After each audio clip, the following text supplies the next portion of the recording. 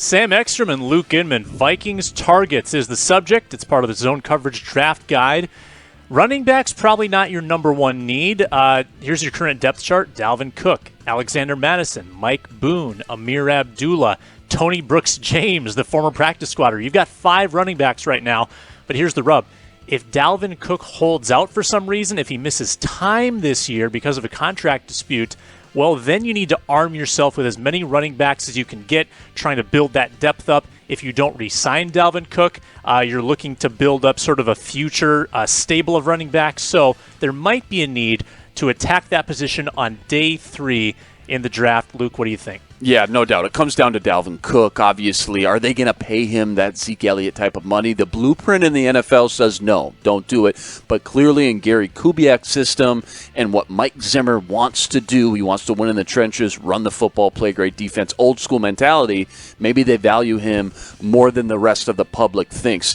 They got great depth, as you mentioned, Sam. Alexander Madison, is he more of a complimentary back, though? When Dalvin Cook went down, he was never really taking over games. Amir Abdullah, everybody loves Michael Boone as well. I think you should grab a day 3 guy every year and churn these guys out and pay him cheap rookie money. Darrynton Evans dominated every single year he was out there as the MVP of his bowl games 2 years in a row, constantly week after week was making plays both in the backfield and on special teams. I think that's going to be a big, important key to what the Vikings do this offseason. Who's going to be the return man? We know Mike Hughes can do it, but do they want their cornerback 1 to start taking kick returns? I'm not so sure. This guy could end up going in the 3rd, 4th round. Again, we talk about the Vikings and the positional lack of need for the running backs. How about the entire NFL? What direction are they looking at?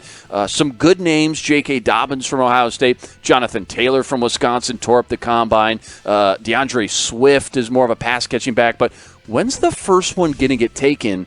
Outside of Josh Jacobs last year in the late 20s, we didn't see another running back go until 53 and Miles Sanders. So we'll see where the league is trending. In a pass-happy league, Sam, is the running back continuing to be devalued because there's 3 really big names at the top, but none of them may go in the first round. It's interesting because this draft is so rich at some really important positions, corner, defensive line, offensive line, wide receiver, but then there's some offensive positions like we talked about, interior O-line.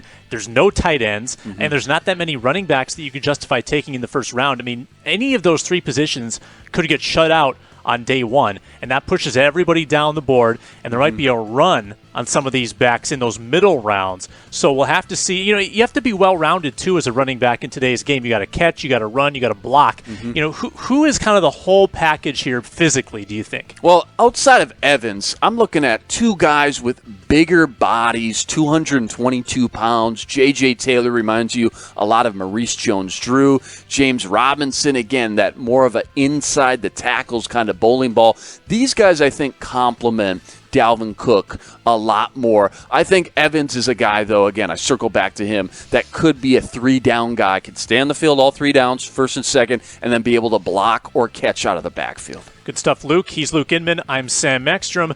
Vikings target videos across the zone coverage draft guide. Thanks for watching.